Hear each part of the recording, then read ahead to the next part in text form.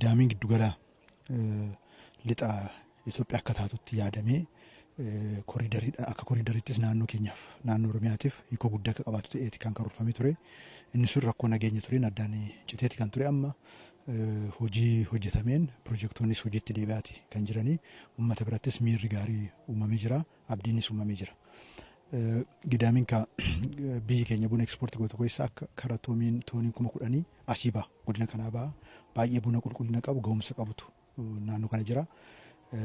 Kun hunduu walitti qindaa'e keessattuu immoo kuduraa fi muduraadhaaf baay'ee iddoo mijataa waan ta'eef yoo irratti hojjenne biyyoota ollaatiifis karaa biraattis ekspoortii goonee giddugala biyyaatiifis misooma guddaa iddootti ta'uu danda'u potenshaala guddaa iddoo qabudha iddoon kuni.